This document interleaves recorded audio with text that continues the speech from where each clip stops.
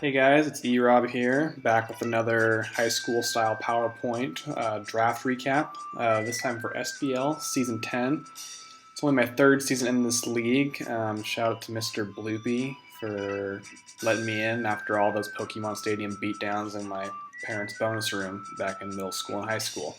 So here we are, breaking down this team. Not my favorite team. I'm actually not thrilled at all with it, but it's got some good individual components, so we'll see how we can do. So my original draft plan was going to be pretty obnoxious, but I was happy to use it. I was going to try and grab a team based around speed pass and setting up toxic spikes. So my goal is to get Jirachi with my first pick, which was 11 out of 16. I figured if all the standard stuff goes where it should go, there's no way I won't get Jirachi at 11. I haven't seen it go too early in this league before, but it was still a risk. What I was really worried about was Scolipede making the wheel back to me. It didn't go drafted last season, and so I was like, oh man, this is like a time when it might go a little bit early. So I was hoping, hey, I'll get Jirachi and Scolipede, Speed Pass. I had some obnoxious sets. Not only was I going to be able to do the speed flinching with Toxic Spikes, I was hoping to get some just forfeit wins off that. But I was also going to pair with Togekiss and just really wreak havoc on the league that way. But I also wanted to pair with that some more bulky pivoting just to keep people on their toes. I had a plan involving Mega Ampharos to be with this team and Diggersby and Primarina as a wall breaking core. If you look at just Diggersby and Primarina together, what switches into both of those? And so to have Speed Pass with that, one being Scarf, one being Spec Expanded, Life Orb, whatever.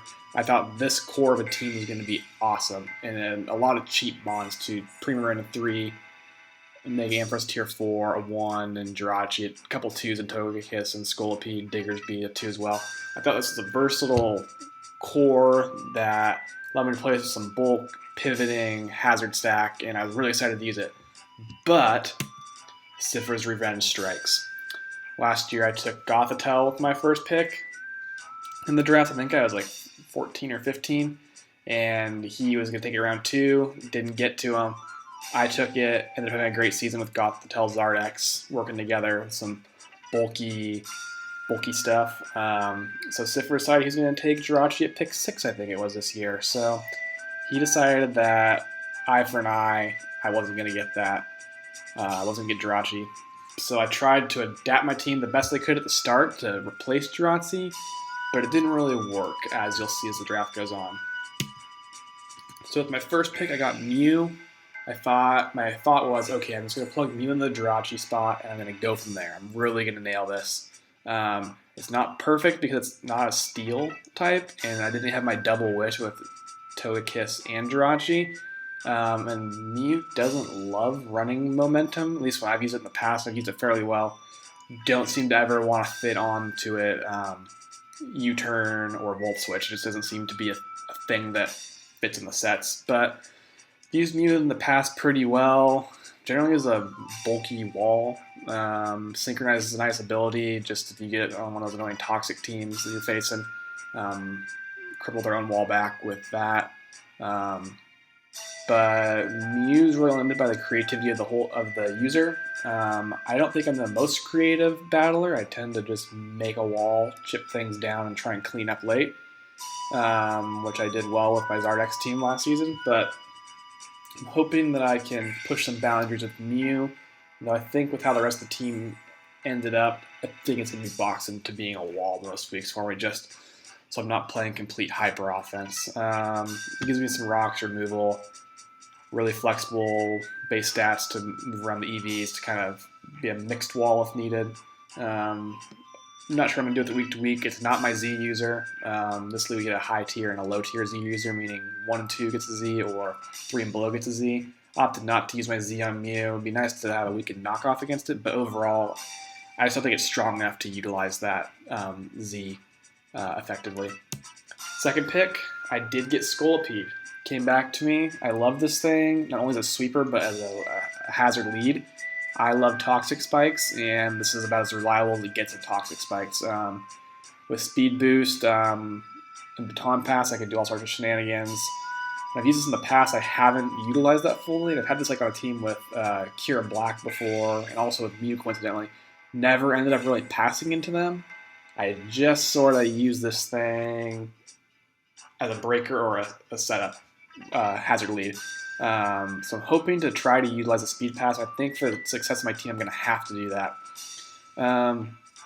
Typing's pretty insignificant. Poison's nice, but it's not really bulky enough to be taking any hits. Like, you can pivot it on a fairy, I guess, but I don't really want it to be doing that, especially if rocks are up.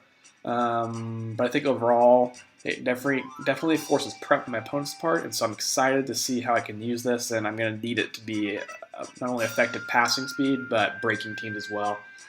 This ended up being my Z user. It helps with inaccurate moves, Stone Edge, Mega Horn, Aqua Tail. There's things that you would need. That accuracy and power boost to kind of break through the things that kind of stop it.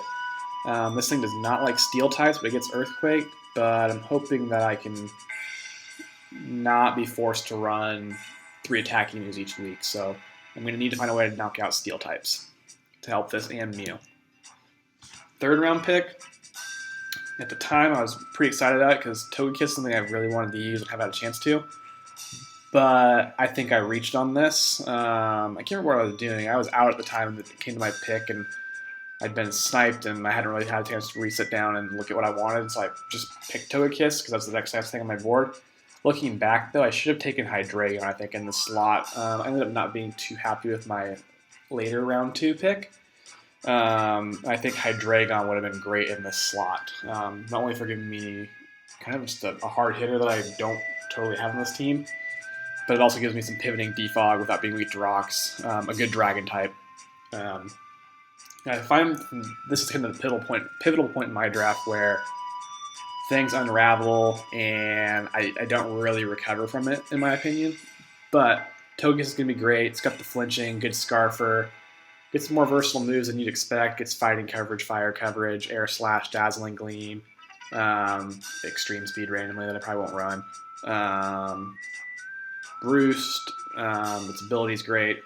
So I'm just excited to see how it's going to work. I have now 3 fighting resists, so I just don't bring your fighting types because I'm going to pivot in all over them, and I think it'll work out pretty well.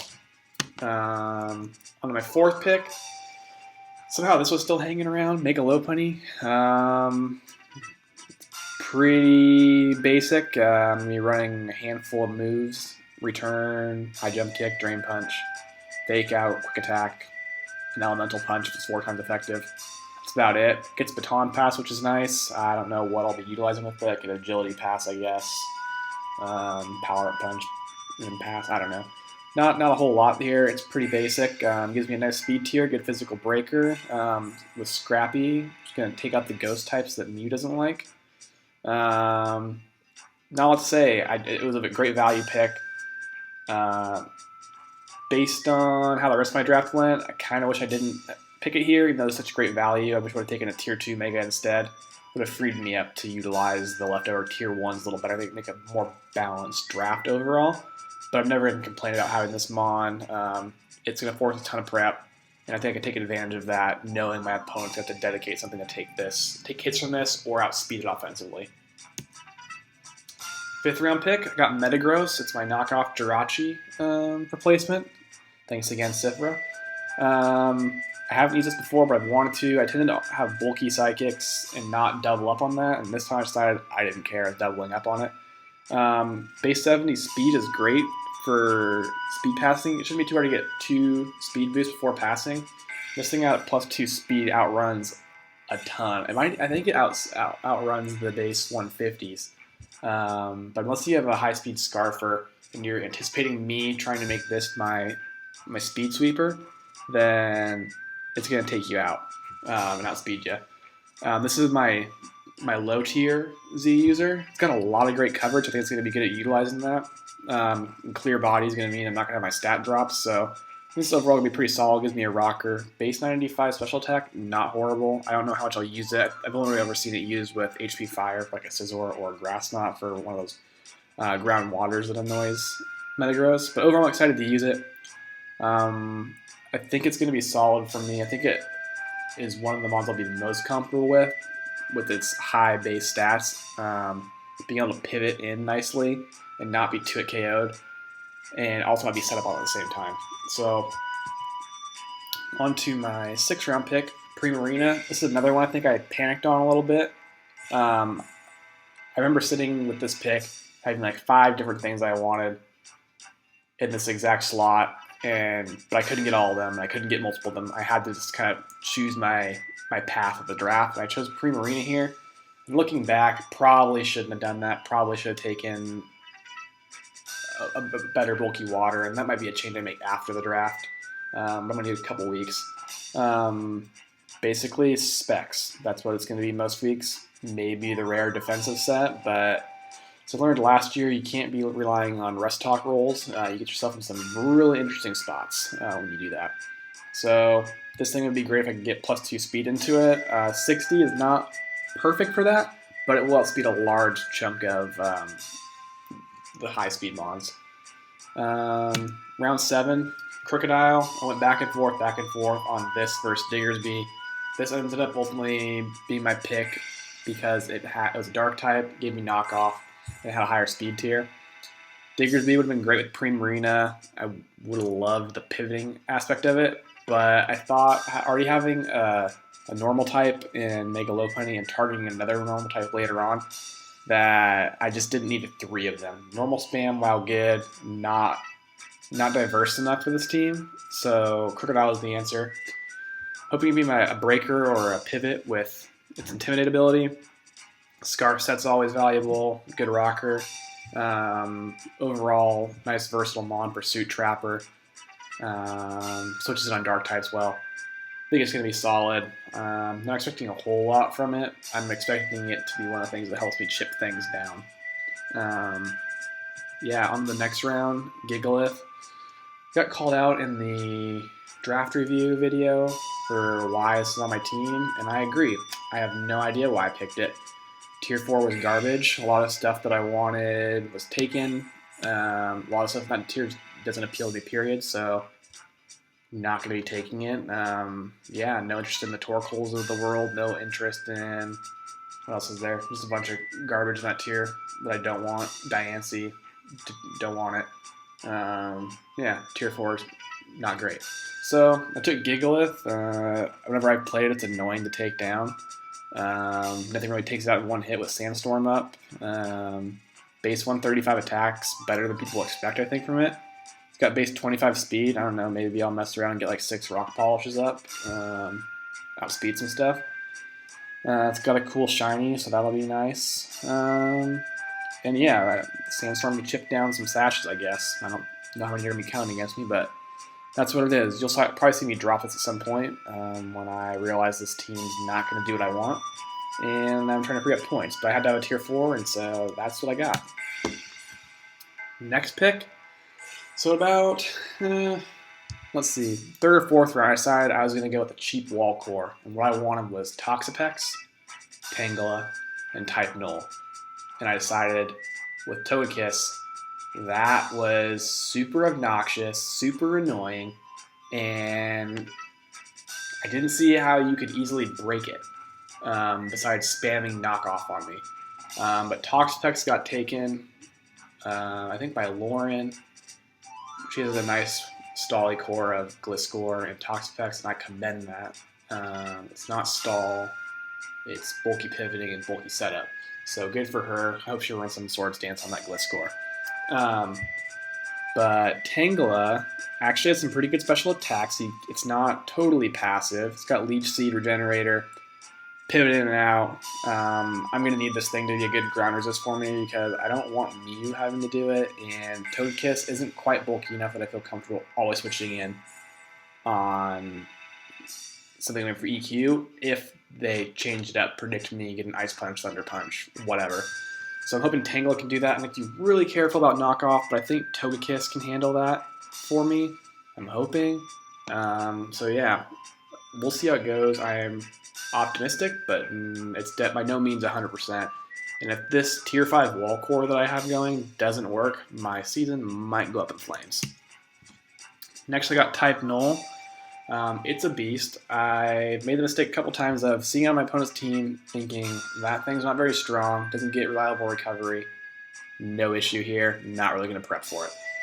Well, when it can't get crit, and if you get out of position against it, you're screwed. Your only hope is to nuke it on the special side, but if they anticipate that and they are specially invested and get an iron defense up, it's over. Unless you can knock it off, it's taking something from you. And so I don't think my opponents will underestimate it because they know I play a little bulkier, so I think they're going to anticipate it coming quite a bit.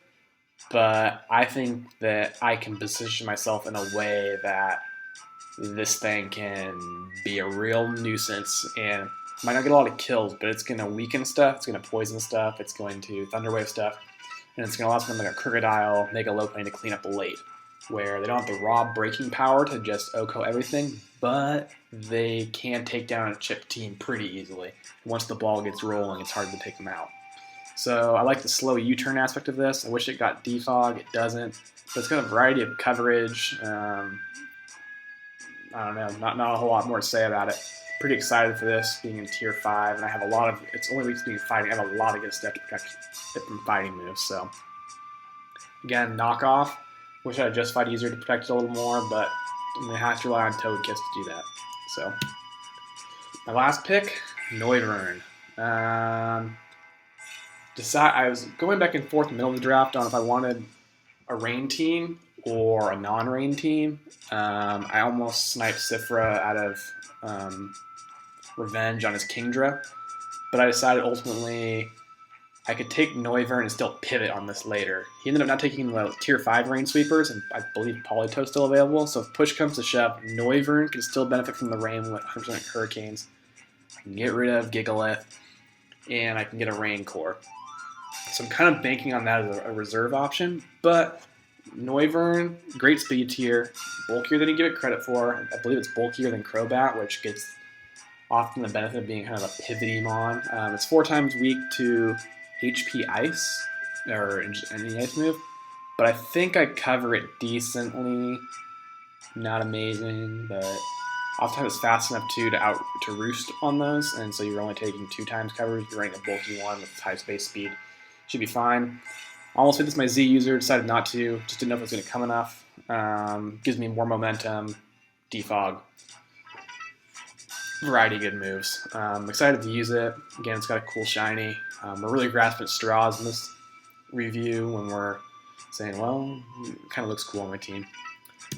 So now to the next part of this review. I'm going to be doing my season preview. So I took my schedule here, and I wrote down what I think is going to happen with about 3 seconds of looking at my opponent's rosters, with about 2 seconds of detailed analysis. So I think the first week I'm going to lose against Jarrett. I think he had the highest rated team. He'll probably lose against Robert. I always like his drafts. We always seem to play some pretty close battles. I think it's about time he won. I think I beat him the last 2 times, but he's probably due to beat me. Dennis, his insane hyper offense. Beat my insane bulk last year in playoffs and regular season. I think I only lost to him and Noah last season. If Carlos could throw a game, or actually win a game I'm trying to throw, I could have avoided him. I don't know. I feel like you have to get a coin toss right against Dennis to win. It just comes down to who gets that first momentum play, because if you get behind his momentum, you're not going to catch up with his hyper offense. Robert, aka Overlord Ryan, I'm going to beat him because he's never beaten me, so I just chalk that up every single time. When you teach someone how to play the game, yeah, you're going to beat him. He knows if I play very well, he knows I build very well, we build together a lot, but I feel like I got a good understanding of what he's going to do, where he wants to be creative, where he doesn't, so I'm confident I can pick up that win on mental mind games alone. Newt usually has a great team that I also generally enjoy. Not a huge fan of his team this year, so I'll give myself the win there. Noah always beats me. I don't think I've beaten him since an MLP season, but he always beats me in this league. He's got my number. I'm doing a bunch of mock battles. He's got my number. So I'll give myself the L until I prove otherwise there. Big Brain Gaten, no real thoughts. I just needed a win here. Sifra, this is an entirely motivational revenge game. Gotta get that W. SBC winning Ryan. Give myself an L. He seems pretty good. Karn. I think I trash talked him in the draft. I didn't think he understood how the points worked because he was just drafting every tier 1 to get his hands on. So he'll probably be pretty motivated, and I think it's been built up to be a rivalry for some reason. So he'll probably beat me. Lauren, I think her sets and her team's actually really good this year, but I think I have a good matchup in that one, so I'm confident that I can drop something tricky to pull that one out. And Brian, I don't know, no real thoughts. I didn't really like his team this season. Didn't like how he has the Charizard Y-Sun team that mixed in with some breakers that didn't really benefit from it, like a Azumarill kind of hinders it. So I'll give myself the win there, but I always have really close games with Brian. I always get down to the wire, and he's someone I'm always happy to see on my schedule because that's why I like playing this format, is really getting into the matchups and playing really good opponents like Brian. So I think I'll go 8-4. I have no doubt that this team will use all 4 transactions during the season. I already have my eye on probably 6, 7, 8 things. Going to give it at least the first 3 weeks, and we'll go from there. If I could come out of the first 3 weeks 2-1, I'd be ecstatic. It's not an easy start to the season. It gets a little softer in the middle, and then it closes out strong again. So that's kind of my thoughts on this season.